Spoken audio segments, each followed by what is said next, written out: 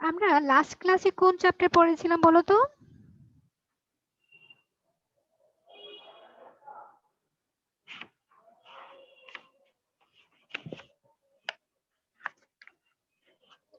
ষষ্ঠ অধ্যায় না? হ্যাঁ, ষষ্ঠ অধ্যায়। বলো তো ষষ্ঠ অধ্যায়ের নাম কি? জাতীয় আয়ের ও এর পরিমাপ। গুড।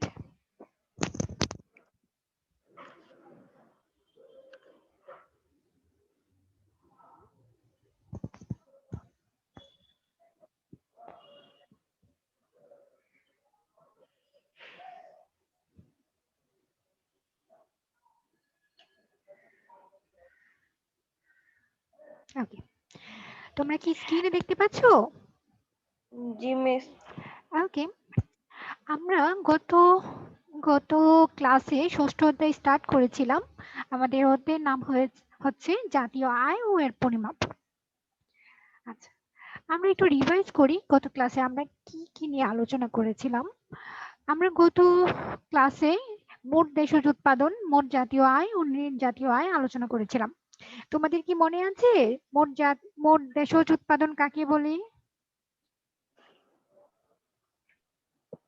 জি মিস।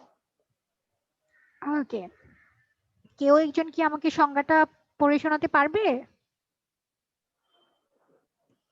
মিস বলবো? হ্যাঁ, অবশ্যই। একটি নির্দিষ্ট সময়ে সাধারণত এক বছরের একটি দেশের ভৌগোলিক সীমানার মধ্যে মোট যে পরিমাণ চূড়ান্ত দ্রব্য ও সেবা উৎপাদিত হয় তার বাজার দামের সমষ্টিকে মোট দেশজ উৎপাদন বা জিডিপি বলে।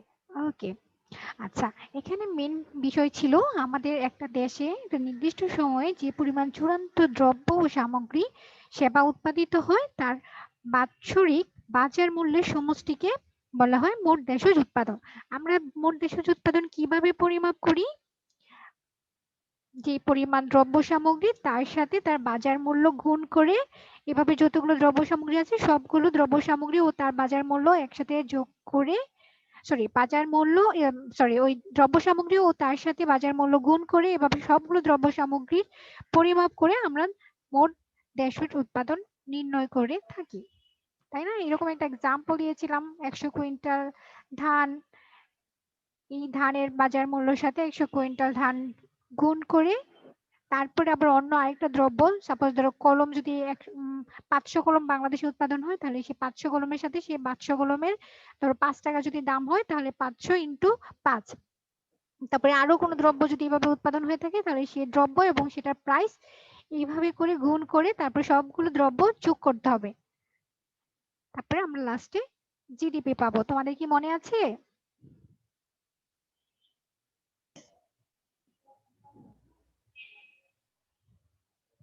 ওকে, আমরা মোট জাতীয় আয় কি বলেছিলাম একটু রিভাইজ করি। মোট জাতীয় আয় বলেছিলাম কোন দেশের নাগরিক কর্তৃক উৎপাদিত চূড়ান্ত দ্রব্য সামগ্রী বাজার মূল্যের সমষ্টিকে মোট জাতীয় আয় বলা হয়। আর নিট জাতীয় আয় কোনটা? নিট জাতীয় আয় হচ্ছে মোট জাতীয় আয় থেকে যদি আমি আমার মূলধনের ব্যবহারজনিত অপচয় পূরণের ব্যয় বাদ দিই তাহলে আমি নিট জাতীয় আয় পাবো। এই তিনটা টপিক আমরা লাস্ট ক্লাসে পড়েছিলাম। এখন আমরা আজকে নতুন একটা টপিকসে যাব। আচ্ছা, তোমাদের পাঠ্য বই পেজ নাম্বার 72 সবাই বের করো।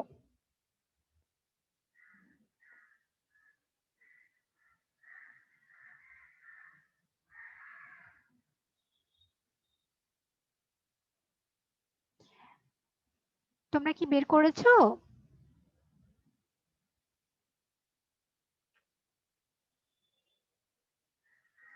শিক্ষার্থীরা তোমরা কি বই বের করেছো? জি মিস। ওকে, আচ্ছা, আজকে আমরা শিখব মোট দেশজ উৎপাদনের পরিমাপের পদ্ধতি। আমাদের এই যে জিডিপি পরিমাপের তিনটা পদ্ধতি আছে। তিনটা পদ্ধতির মধ্যে আমাদের প্রথম পদ্ধতি হচ্ছে উৎপাদন পদ্ধতি, দ্বিতীয় নম্বর পদ্ধতি হচ্ছে আয় পদ্ধতি, তৃতীয় নম্বর পদ্ধতি হচ্ছে ব্যয় পদ্ধতি। আমরা যেইভাবেই ক্যালকুলেশন করি না কেন আমাদের জিডিপি অলমোস্ট সেম আসবে। ধরো আমি যদি উৎপাদন পদ্ধতিতে জিডিপি ক্যালকুলেশন করি তাহলে আমার যেরকম জিডিপি আসবে, আমি যদি আয় আয় পদ্ধতিতে জিডিপি ক্যালকুলেশন করি তাহলেও আমার সেম রেজাল্টই আসবে, ব্যয় পদ্ধতিতেও যদি ক্যালকুলেশন করি তাহলেও আমার রেজাল্ট প্রায় সেম আসবে। তাহলে আমরা দেখবো আসলে উৎপাদন পদ্ধতিতে কিভাবে জিডিপি পরিমাপ করা হয়। আমরা আস্তে আস্তে তিনটা পদ্ধতি দেখবো। প্রথমেই আসি আমরা উৎপাদন পদ্ধতি। উৎপাদন পদ্ধতি হচ্ছে, ধরো একটা দেশে অনেকগুলো গুরুত্বপূর্ণ খাত থাকে, উৎপাদন খাত, যে খাতগুলো থেকে বিভিন্ন কিছু উৎপাদন হয়ে থাকে। বাংলাদেশে এরকম প্রায় 15টা খাত আছে। বাংলাদেশের অর্থনীতিতে এরকম 15টা গুরুত্বপূর্ণ খাত আছে, যে খাত থেকে বাংলাদেশের বিভিন্ন দ্রব্য সামগ্রী উৎপাদিত হয়ে থাকে এবং সেই দ্রব্য সামগ্রীগুলো থেকে আমরা জিডিপি নির্ণয় করে থাকি। হ্যাঁ, এখন এই যে 15টা খাত, এই 15টা খাত থেকে চূড়ান্ত যে দ্রব্য ও সেবা উৎপাদিত হয় সেই সেবার মূল্যগুলোর যোগ করে আমরা মোট দেশজ উৎপাদন নির্ণয় করে থাকি। এই ক্ষেত্রে প্রায় ধরো 15টা খাতে যে পরিমাণ উৎপাদন হয়েছে, হ্যাঁ, সেই উৎপাদনের তো একটা মূল্য আছে, সেই মূল্যগুলো যোগ করে মোট দেশজ উৎপাদন নির্ণয় করা হয়।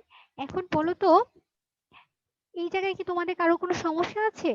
বুঝতে পেরেছো? জি মিস।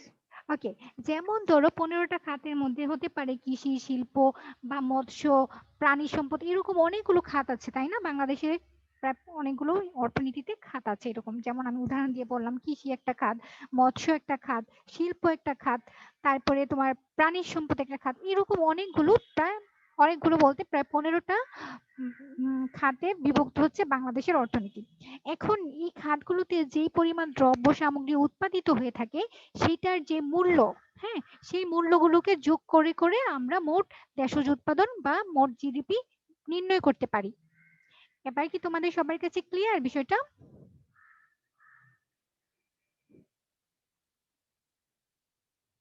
জি মিস। ওকে, তাহলে আমরা দ্বিতীয় পদ্ধতিতে চলে যাই।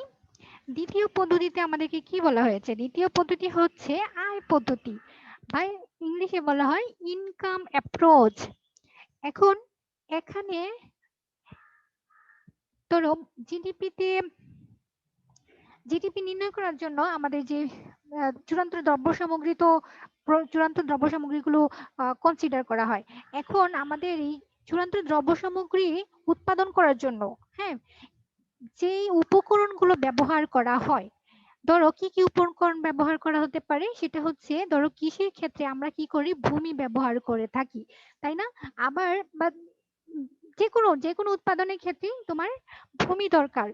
কেন ভূমি দরকার? ধরো তুমি একটা শিল্প কারখানা প্রতিষ্ঠা করবা, তোমার একটা জায়গা দরকার, তাই না? সেই জায়গার উপর তুমি হয়তো একটা বিল্ডিং করলে বা একটা কারখানা তৈরি করলে, সেখানে তুমি মেশিনারি আনলে, তার মানে তোমার একটা প্রথমেই ভূমি দরকার। কিংবা তুমি কৃষি কাজ করতে গেলেও প্রথমে তোমার একটা ভূমি দরকার। তার মানে তোমার উৎপাদন করার জন্য কি উপকরণ প্রথমে দরকার হচ্ছে?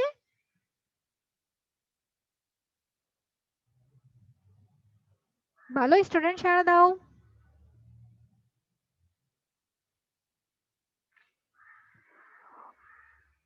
উৎপাদন করার জন্য আমার প্রথমে কি দরকার হচ্ছে? কোন উপকরণটা, মৌলিক কোন উপকরণটা প্রথমে দরকার হচ্ছে? ভূমি। ভূমি। ভূমি, গুড। ভূমি দরকার হচ্ছে। তারপর তুমি ধরো কৃষি কাজ করো, কিংবা তুমি শিল্প উৎপাদন করো, কিংবা তুমি সেবা দাও, মেডিকেল সেবা দাও বা টিচিং প্রফেশনের সেবা দাও, যেখানে সেবা দাও, তোমার একটা শ্রম দরকার, তাই না? শ্রম দরকার না? যারা মানুষ আছে, যারা লেবার আছে, ওরা কি করবে, ওখানে শ্রম দিবে। তাহলে আমার কোনো কিছু উৎপাদনের জন্য শ্রমটাও দরকার, তাই না? জি মিস। ওকে, এখন শুধু ভূমি আর শ্রম হলেই কি হবে? শুধু ভূমি আর শ্রম হলেই হবে না, আমার ওখানে একটা মূলধন বা ক্যাপিটাল, যাকে ইংলিশে বলা হয় ক্যাপিটাল বা টাকা বিনিয়োগ করতে হবে। এখন ধরো তুমি জায়গা পেলে, সেই জায়গায় একটা কারখানা তৈরি করবে, বা তো কারখানায় কাজ করার জন্য তুমি শ্রমিকও নিয়োগ করলে, কিন্তু এই যে কারখানাটা তৈরি করবে সেজন্য তোমার টাকা দরকার, তোমার মেশিনারি কেনার জন্য টাকা দরকার। তুমি একটা বিল্ডিং তৈরি করবে, সেটার জন্য তোমার একটা মূলধন বা বিনিয়োগের দরকার হবে। তার মানে আমাদের কি শুধু ভূমি এবং শ্রম হলেই হবে না, আমাদের মূলধনও দরকার হবে, তাই না?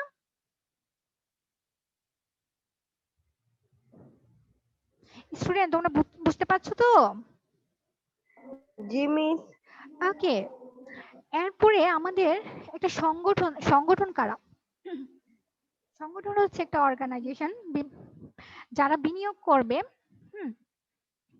ওরা ধরো তুমি কারা কারা বিনিয়োগ করবে, যারা ধরো কৃষক কি করবে, মাঠে ফসল ফলাবে বা সে চাষাবাদ করবে, কিংবা যারা শিল্প প্রতিষ্ঠান করছে ওরা এই যে ভূমিটাকে ব্যবহার করবে, শ্রম নিয়োগ করবে, মূলধন বিনিয়োগ করবে, এটা কারা করবে?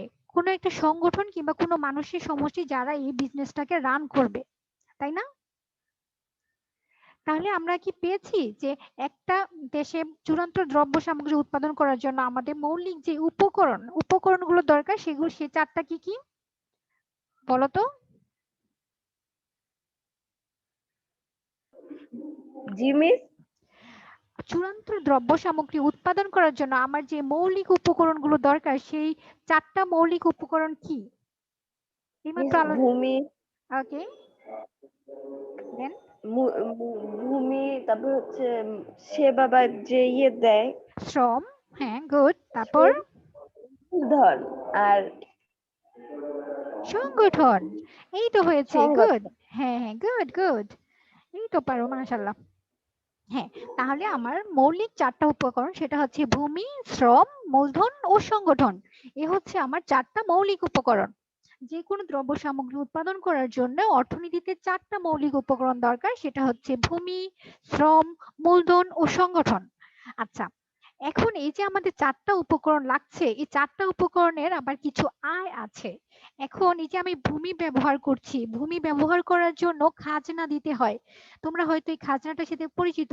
তোমরা বাড়ি কিংবা জমি, কোনো জমি কিনলে কিংবা তোমাদের যে অলরেডি জমি আছে কিংবা তোমাদের যে বাড়ি আছে সেই বাড়ির জন্য কিন্তু বছরে বা কয়েক বছরে খাজনা দিতে হয়। তোমরা জানো কি? জি মিস। হ্যাঁ, খাজনা দিতে হয়, ভূমি ব্যবহার করার জন্য খাজনা দিতে হয়। এখন এই যে শ্রম, এই যে যারা শ্রমিক ওরা কি পারিশ্রমিক পাচ্ছে, এই পারিশ্রমিকটাকে আমরা কি বলে থাকি? মজুরি। মজুরি, রাইট, মজুরি। এখন এই যে মূলধন, তুমি মূলধন যে ক্যাপিটাল নিচ্ছ এটার বিনিময়ে তুমি সুদ পাচ্ছ। তুমি যদি একটা টাকা কোথাও ইনভেস্ট করো বা কোথাও তুমি ব্যাংকে, ইভেন তুমি যদি ব্যাংকেও রাখো 1 লাখ টাকা, হুম, মেয়াদি আমানতে রাখো, তাহলে তুমি বছর শেষে সুদ পাবা, তাই না? এই যে মূলধনের হ্যাঁ, মূলধনের পারিশ্রমিকটাকে বা আয়টাকে বলা হচ্ছে সুদ। আর এই যে সংগঠন যারা পরিশ্রম করছে, যে এই টাকাগুলো বিনিয়োগ করছে, এই সবকিছু বিজনেস রান করছে, ওরা কি পাচ্ছে বিজনেস থেকে বা যারা মুনাফা। কৃষক, হ্যাঁ ওরা মুনাফা পাচ্ছে, রাইট। তাহলে এই যে মৌলিক উপকরণগুলো ওদের আয় কি? ভূমির আয় হচ্ছে খাজনা, শ্রমের আয় হচ্ছে মজুরি, মূলধনের আয় হচ্ছে সুদ, আর সংগঠনের আয় হচ্ছে মুনাফা। এখন আমরা এই যে চারটা উপকরণের আয় পেলাম, এই আয়গুলোকে যদি আমি যোগ করে থাকি বা এদের সমষ্টিটা পাই, তাহলে সেটাই হবে আমার আয়, মোট আয় পদ্ধতিতে জিডিপি। আমি এই চারটা আয়কে যদি যোগ করি তাহলে আমি পেয়ে যাব জিডিপি। এটা হচ্ছে আয় পদ্ধতিতে জিডিপি ক্যালকুলেশন। ধরো বাংলাদেশের যত ভূমি আছে সেই ভূমি থেকে যে পরিমাণ খাজনা পাবে, বাংলাদেশের যত শ্রমিক আছে, যত যত লেবার আছে, হুম, ওরা ওরা যে শ্রম, যে মজুরি পাবে সেই মজুরিটা যদি আমি যোগ করি, বাংলাদেশের যত পরিমাণ সুদ আছে সেটাকে যদি যোগ করি, যে পরিমাণ মুনাফা আছে সবগুলো যদি আমি যোগ করি, তাহলে আমি পেয়ে যাব মোট জিডিপি। এটা কোন পদ্ধতিতে মোট জিডিপি ক্যালকুলেশন? এই পদ্ধতিতে। আয় পদ্ধতিতে, রাইট। আচ্ছা, তাহলে আমরা কি আয় পদ্ধতি বুঝতে পেরেছি? জি মিস। ওকে, তোমরা দুইজন স্টুডেন্ট, দুজনেই সাড়া দাও।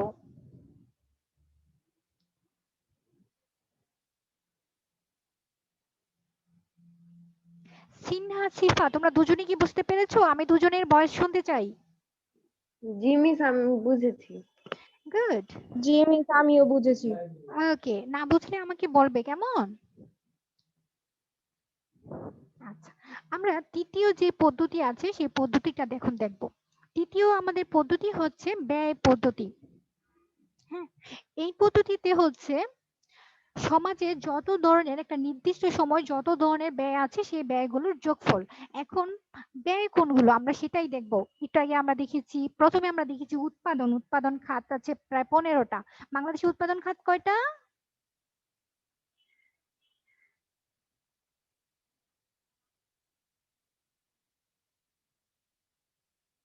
মাই ডিয়ার স্টুডেন্টস, প্লিজ সাড়া দাও।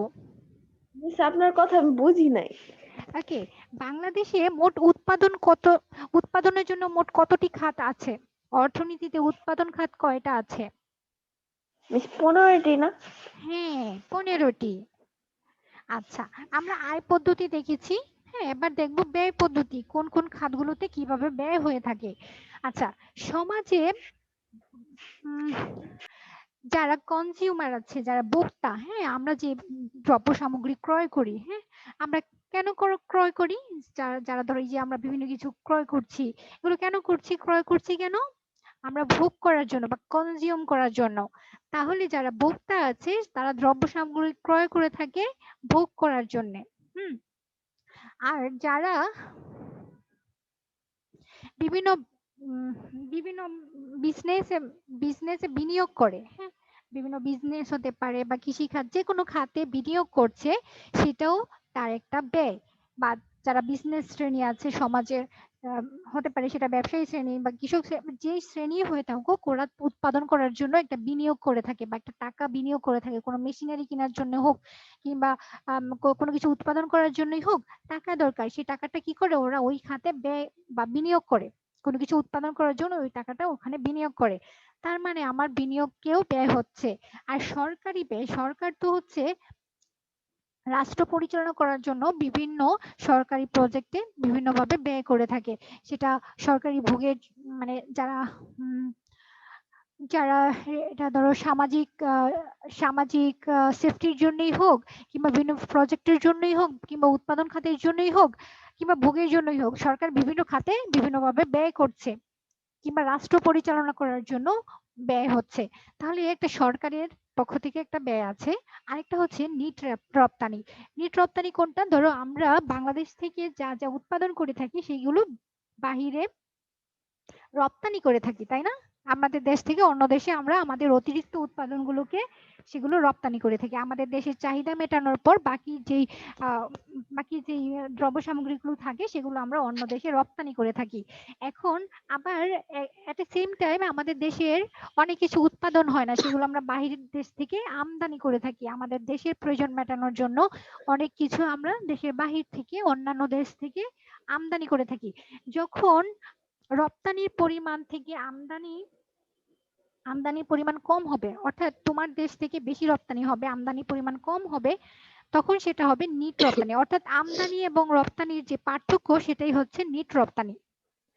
এই চারটা টার্মস এর মাঝে কারো কি কোনো প্রবলেম আছে? ভোগ, বিনিয়োগ, সরকারি ব্যয় ও নিট রপ্তানি,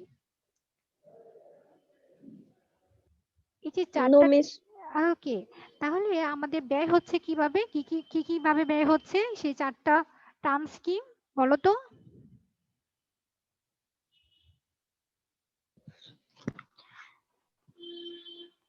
মিস ভোগ, বিনিয়োগ, সরকারি আয় ও নিট উৎপাদন, নিট রপ্তানি রপ্তানি। রপ্তানি, রাইট। সরকারি ব্যয় প্লাস নিট রপ্তানি। তার মানে আমরা এই চার ভাবে আমাদের দেশে ব্যয় হচ্ছে। যখন আমরা এই চারটা ব্যয়কে যোগ করব তখন আমরা পেয়ে যাব জিডিপি। এটা হচ্ছে ব্যয় পদ্ধতিতে মিস জিডিপি। হ্যাঁ বলো। নিট রপ্তানির পরে রপ্তানি মাইনাস আমদানি ইজিক্যাল টু মোট দেশের উৎপাদন, আচ্ছা, এটা মানে? এটা হচ্ছে নিট রপ্তানি হচ্ছে আমদানি এবং রপ্তানি পার্থক্যটাকে নিট রপ্তানি বলা হয়, এটা ব্র্যাকেটে রেখেছে। নিট রপ্তানি কি সেটা বোঝানোর জন্য, সেটা হচ্ছে রপ্তানি এবং আমদানির যে পার্থক্য সেটাকে বলা হয় নিট রপ্তানি। এখন এই যে দেখো, ভোগ, বিনিয়োগ এবং সরকারি ব্যয় এবং নিট রপ্তানি, এই চারটাকে যোগ করলে আমি ইকুয়াল টু পাবো মোট দেশজ উৎপাদন বা জিডিপি। ভোগ, বিনিয়োগ, সরকারি ব্যয় এবং নিট রপ্তানি, এই চারটাকে যদি আমি যোগ করি তাহলে আমি পাবো মোট দেশজ উৎপাদন বা জিডিপি। জি মিস। ওকে, এখন আমরা এই যে ভোগটাকে বলা হয় কনজাম্পশন, ইংলিশে বলা হয় কনজাম্পশন। সেই কনজাম্পশনের সি, বুঝছো, সি দ্বারা এটাকে বোঝানো হয়। আর বিনিয়োগকে বলা হয় ইনভেস্টমেন্ট, এই ইনভেস্টমেন্টের আই। হুম। আর সরকারি ব্যয়কে বলা হয় গভর্নমেন্ট এক্সপেন্ডিচার, এটাকে জি দ্বারা প্রকাশ করা হয়। আর নিট রপ্তানি হচ্ছে এক্সপোর্ট মাইনাস ইম্পোর্ট, এই জন্য এক্স মাইনাস এম। এক্স হচ্ছে এক্সপোর্ট আর এম হচ্ছে ইম্পোর্ট, এই দুটোর পার্থক্যে নিট রপ্তানি বলা হয়। সেই জন্য আমরা আমরা এই ইয়াটাকে এইভাবে সাজিয়ে লিখতে পারি সংক্ষিপ্ত আকারে। বিভিন্ন সিম্বল দিয়ে এভাবে সাজিয়ে লিখতে পারি। আর ওয়াইটা হচ্ছে জিডিপি, জিডিপি কে তোমার ওয়াই দ্বারা প্রকাশ করা যায়। তাহলে ক্যাপিটাল ওয়াই হচ্ছে জিডিপি, ক্যাপিটাল সি হচ্ছে কনজাম্পশন অথবা ভোগ, প্লাস আই হচ্ছে ইনভেস্টমেন্ট বা বিনিয়োগ, ই হচ্ছে গভর্নমেন্ট এক্সপেন্ডিচার বা সরকারি ব্যয়, আর এক্স মাইনাস এম হচ্ছে এক্সপোর্ট মাইনাস ইম্পোর্ট অর্থাৎ নিট রপ্তানি। তাহলে আমরা এই যে পদ্ধতিটা, এটা কি ক্লিয়ার? জি মিস। ওকে, আমরা যে তিনটা পদ্ধতি শিখলাম এই তিনটা পদ্ধতিতে কি তোমাদের দুজনের কারো কোনো প্রবলেম আছে, সিফা এবং সিনহা? No miss. আমি কিন্তু আমার আরেকজন স্টুডেন্টের বয়স শুনতে পাচ্ছি না।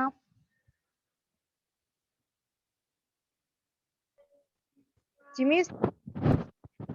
আমি দুজনের বয়স শুনতে চাই। তোমরা দুজনেই তাহলে বুঝতে পেরেছো আমি কি সামনের টপিকসে যাব? জি মিস। ওকে, আচ্ছা, তোমাদের বইয়ের 72 নাম্বার পেজে নিচের দিকে দেখো মাথাপিছু মোট দেশজ উৎপাদন একটা টপিকস আছে, পেয়েছো? জি মিস। ওকে, এখন আমরা শিখেছি মোট দেশজ উৎপাদন কি সেটা আমরা জানি, জিডিপি অর্থাৎ মোট দেশজ উৎপাদন বা জিডিপি সেটা কি আমরা সেটা জানি। এখন আমরা দেখবো যে মাথা পিছু মোট দেশজ উৎপাদন বলতে আসলে কি বোঝায়। মাথা পিছু, এই এই যে মাথা পিছু এই কথাটা দিয়ে আমি বুঝতে পারছি যে আসলে জন প্রতি প্রতি জনগণ প্রতি বা প্রত্যেকটা জনগণের আসলে মোট দেশের উৎপাদন কত, বা আমি যদি এটাকে ধরো একটা দেশে তো অনেক জনগণ তাই না, এই সবগুলো জনগণের মধ্যে প্রত্যেকের আসলে কত করে জিডিপি পড়ছে সেটাই আমরা এখন ক্যালকুলেশন করব। তাহলে মোট মাথা পিছু মোট দেশের উৎপাদনের একটা সূত্র আছে বের করা, সেটা হচ্ছে কোনো একটা নির্দিষ্ট সময় একটা দেশের মোট যে জিডিপি সেই জিডিপিটা আমরা এখানে লিখব, এটাকে ডিভাইড করব ওই দেশের ওই সময়ের মোট জনসংখ্যা দ্বারা। বুঝতে পেরেছো? একটা জি দেশে মিস। একটা দেশে যে পরিমাণ জিডিপি আসে সেটাকে যদি আমি ওই দেশের টোটাল জনসংখ্যা দিয়ে বা টোটাল পপুলেশন দিয়ে ভাগ করি তাহলে আমি পেয়ে যাব মাথা পিছু মোট দেশজ উৎপাদন। আমরা কি বুঝতে পেরেছি? জি মিস। ওকে, তাহলে এই পর্যন্ত আমরা যেটুকু কভার করেছি এর মাঝে কি কারো কোনো প্রবলেম আছে? No miss. Okay, no miss. Okay, তাহলে আমরা আরো একটা টপিক এখন পড়বো, সেটা হচ্ছে জিডিপি নির্ধারক সমূহ আসলে কোন কোন বিষয় জিডিপিতে অবদান রাখে। আচ্ছা, তোমাদের বইয়ের 73 নাম্বার পেজে দেখো জিডিপি নির্ধারক সমূহ আছে, তোমরা সবাই বইটা ওপেন করো। জি মিস করেছি। ওকে, দেখো প্রথমেই আছে আমাদের ভূমি। আমরা যে জিডিপি এতটা সময় আমরা শিখলাম কিভাবে জিডিপি কি, জিডিপির ক্যালকুলেশনটা শিখলাম, এন্ড দেন শিখলাম মাথা পিছু মোট জিডিপি। আচ্ছা, আরো একটা কথা বলে নেই, এখন বাংলাদেশে মাথা পিছু মোট জিডিপি কত তোমরা কি জানো এই মুহূর্তে, মানে বর্তমানে? No miss. Okay, no problem. এখন বর্তমানে বাংলাদেশে 2020 সালে যে ক্যালকুলেশন করা হয়েছে তাতে বাংলাদেশে মাথা পিছু মোট জিডিপি হচ্ছে $2064। আর মাথা পিছু মোট দেশজ উৎপাদনটা আসলে খুব ইম্পর্টেন্ট, এটা এটা প্রত্যেকটা দেশই ক্যালকুলেট করে থাকে। এটা আইএমএফ বা ওয়ার্ল্ড ব্যাংক এগুলোর নাম হয়তো তোমরা শুনেছো, এটা আন্তর্জাতিক কিছু অর্থনৈতিক সংস্থা। হ্যাঁ, ওরা বিভিন্ন দেশের তোমার জিডিপি মানে পার ক্যাপিটা জিডিপি বা মাথা পিছু মোট দেশজ উৎপাদন নির্ণয় করে থাকে। আর এইগুলো এই মাথা পিছু মোট দেশজ উৎপাদনের বেসিসেই কোন দেশ উন্নত, কোন দেশ অনুন্নত, কোন দেশ উন্নয়নশীল এইভাবে ভাগ করা হয়ে থাকে। এই যে আমরা অনুন্নত দেশ থেকে উন্নয়নশীল দেশে উন্নীত হয়েছি কিসের বেসিসে জানো, যখন আমাদের পার ক্যাপিটা জিডিপি বা মাথা পিছু মোট দেশজ উৎপাদন বৃদ্ধি পেয়েছিল তখনই আমরা আসলে ওয়ার্ল্ড ব্যাংকের যে র্যাঙ্কিং আছে সেই র্যাঙ্কিং এ আমরা যখন হচ্ছে একটা সার্টেন লেভেলে যেতে পেরেছি মাথাপিছু আয়ের দিক থেকে, মাথাপিছু মোট দেশজ উৎপাদনের দিক থেকে, তখন আমরা আসলে অনুন্নত দেশ থেকে উন্নয়নশীল দেশে মানে উন্নীত হতে পেরেছি। ওকে, সরি। ওকে, আমরা এখন শিখবো যে জিডিপি নির্ধারক সমূহ কি কি। প্রথমে আছে আমাদের ভূমি। ভূমি আসলে কেন ইম্পর্টেন্ট? যে কোনো কিছু উৎপাদন করার জন্য আমরা একটু আগে দেখেছি যে ভূমিটা দরকার। ভূমি বা যে কোনো প্রাকৃতিক সম্পদ আসলে খুবই গুরুত্বপূর্ণ। সেটা কৃষি পণ্য হোক কিংবা শিল্প পণ্য হোক, সেগুলো উৎপাদন করার জন্য আমাদের ভূমি দরকার। আর প্রাকৃতিক সম্পদ তো অবশ্যই দরকার। যদি ভূমি উর্বর হয়ে থাকে, সেক্ষেত্রে আমরা আমাদের কৃষি সম্পদ বৃদ্ধি পাবে বা বনজ সম্পদ বৃদ্ধি পাবে, মৎস্য সম্পদ বৃদ্ধি পাবে। আমাদের যে প্রাকৃতিক সম্পদগুলো আছে সেগুলো বৃদ্ধি পাবে। তাহলে আমাদের কি হবে? জিডিপি বৃদ্ধি পাবে, তাই না?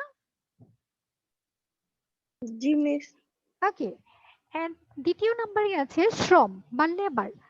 আসলে আমরা সবাই কোথাও না কোথাও শ্রম দিচ্ছি। কেউ হয়তো দ্রব্য সামগ্রী উৎপাদনের ক্ষেত্রে শ্রম দিচ্ছে, কেউ হয়তো সেবার ক্ষেত্রে শ্রম দিচ্ছে। সবাই আসলে কোনো না কোনো সেক্টরে শ্রম দিচ্ছি। যারা ডক্টর ওরা হচ্ছে তোমার মেডিকেলে শ্রম দিচ্ছে, তাই না? আর তারপরে হচ্ছে মেডিকেল সেক্টরে চিকিৎসা ক্ষেত্রে শ্রম দিচ্ছে। কিংবা যারা বিভিন্ন উৎপাদন করছে, যারা মানে পোশাক উৎপাদন করছে, ওরা হচ্ছে তোমার ওই পোশাক শিল্পে শ্রম দিচ্ছে। বা যারা এই প্রত্যেকটা সেক্টরে কোনো না কোনো ভাবে শ্রম দিচ্ছে। তাহলে যারা শ্রম দিচ্ছে ওরা যদি দক্ষ হয়, বা কর্মক্ষম হয়, তাহলে সেক্ষেত্রে কি হবে? তাদের দক্ষতা বৃদ্ধি পাবে, তাদের উৎপাদন ক্ষমতা বৃদ্ধি পাবে। তখন এটা জিডিপিতেও আরো অবদান রাখবে। যখন একটা শ্রমিকের দক্ষতা বৃদ্ধি পাবে, সে অনেক বেশি উৎপাদন করতে পারবে, সে কর্মক্ষম হবে, তখন কিন্তু সে বেশি বেশি উৎপাদন করতে পারবে। বেশি বেশি উৎপাদন করলে কি হবে? আমাদের আমাদের দেশের জিডিপি বৃদ্ধি পাবে, তাই না? জি মিস। ওকে, এই জন্যই দেখা যাচ্ছে এখন সরকার আমাদের শিক্ষা ক্ষেত্রটাকে চেষ্টা করছে যতটুকু এই শিক্ষাটাকে এমন ভাবে ঢেলে সাজানোর জন্য যেন শিক্ষার্থীরা নিজেরা দক্ষ হয়ে ওঠে, কর্মক্ষম হয়ে ওঠে, যেন ভবিষ্যতে দেশের জন্য আরো বেশি উৎপাদনশীল হতে পারে। আচ্ছা, আমরা দেখব তৃতীয় নাম্বার আছে মূলধন। মূলধনে কি আছে?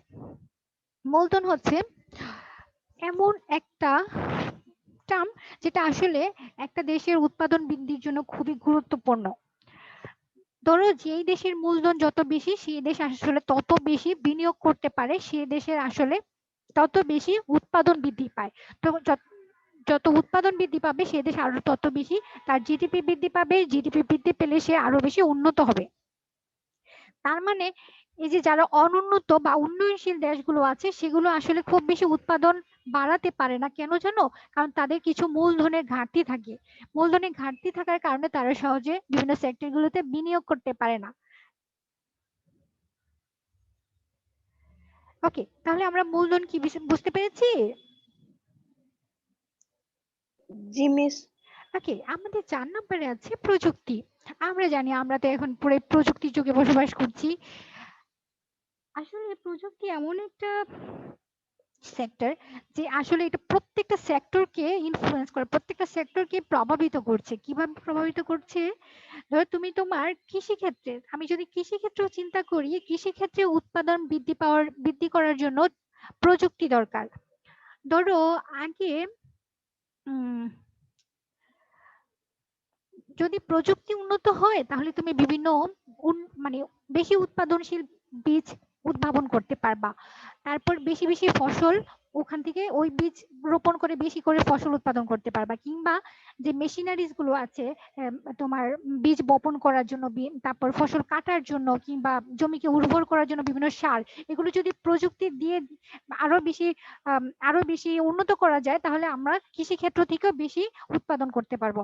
একইভাবে যদি শিল্পের ক্ষেত্রে কোনো একটা কারখানায় যদি আমি ভালো মেশিনারি উদ্ভাবন করে বা ক্রয় করে ওই ওই সেক্টরে কাজে লাগাতে পারি, তাহলে আমার সেই শিল্পের ক্ষেত্রেও উৎপাদন বৃদ্ধি পাবে।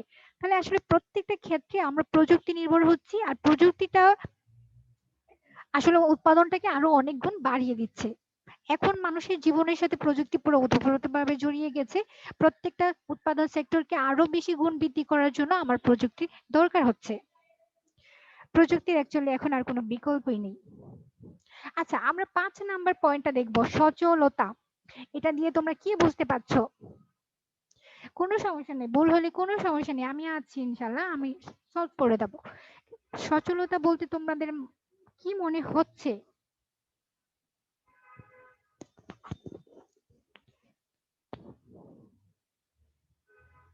কোনো আইডিয়া কি আছে?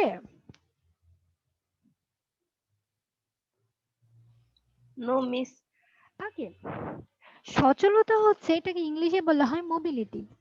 ধরো কোনো একটা সেক্টরে, বাংলাদেশে কোনো একটা সেক্টরে ধরো খুব বেশি উৎপাদন হচ্ছে না, আগে যতটুকু উৎপাদন হতো এখন আস্তে আস্তে সেই সেক্টরগুলোতে উৎপাদন কমে যাচ্ছে, অর্থাৎ এই খাতটা ক্রমেই লোকসানের মুখোমুখি হচ্ছে। তখন বাংলাদেশের সরকার কি, এটা যদি সরকারি সেক্টরে হয় কিংবা বেসরকারি সেক্টরে হয়, তাহলে ওরা কি করবে, ওরা ওই অনুৎপাদনশীল সেক্টর থেকে উৎপাদনশীল সেক্টরগুলোতে বিনিয়োগ কনভার্ট করে দিবে, অর্থাৎ অনুৎপাদনশীল যেই খাতগুলো আছে সেখানে আগের মতো আর বেশি বিনিয়োগ করবে না, বরং সেই বিনিয়োগটা যেখানে উৎপাদন বেশি হয় সেই উৎপাদনশীল খাতে বিনিয়োগটা বেশি করে করবে।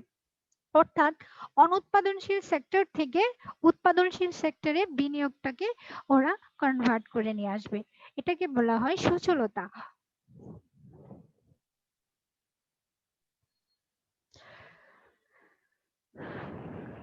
এটুকু কি আমরা বুঝতে পেরেছি? জি মিস।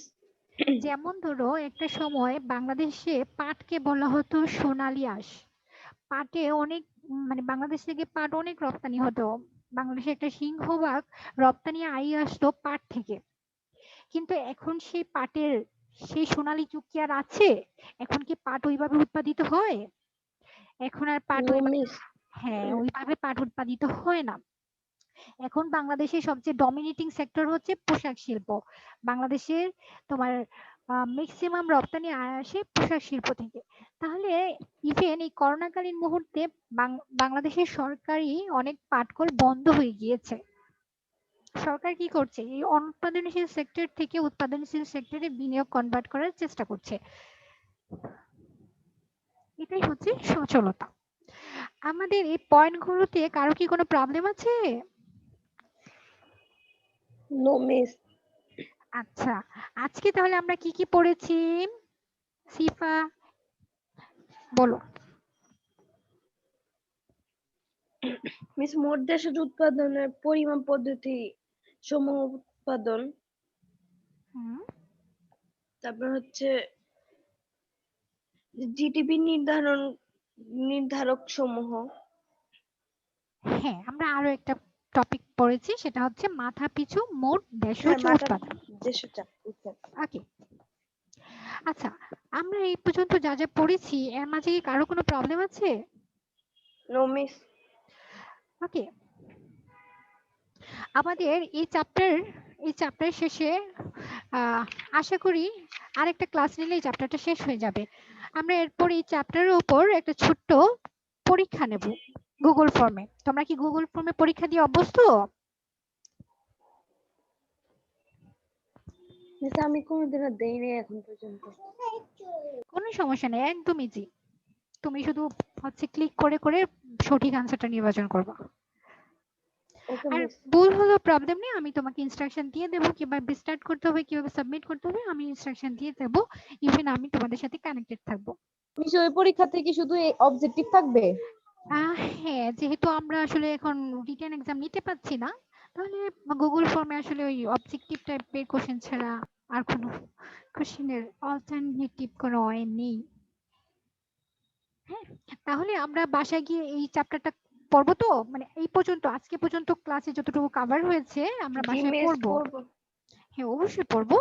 ইভেন আমরা হয়তো আর নেক্সট ক্লাসে এই চ্যাপ্টারটা কমপ্লিট হয়ে যাবে, তারপর আমরা চলে যাব পরীক্ষা হয়তো এই চ্যাপ্টারের পর। আচ্ছা তোমরা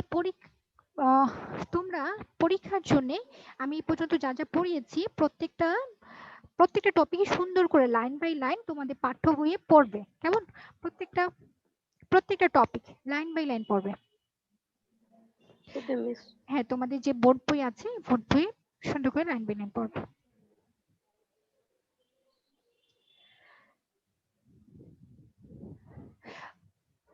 ওকে, তাহলে আমি আজকে ক্লাস সমাপ্ত করি এখানেই। ওকে মিস। ওকে, তাহলে তোমরা সবাই ভালো থাকো, নেক্সট ক্লাসে আবার দেখা মিস হবে। আসসালামু আলাইকুম। ওকে, আর তোমার ফ্রেন্ডদেরকে বলবে সবাই যেন ক্লাসে জয়েন করে, কেমন? ওকে মিস। ওকে, ভালো থাকো, আল্লাহ হাফেজ। আসসালামু আলাইকুম মিস। ওয়ালাইকুম সালাম।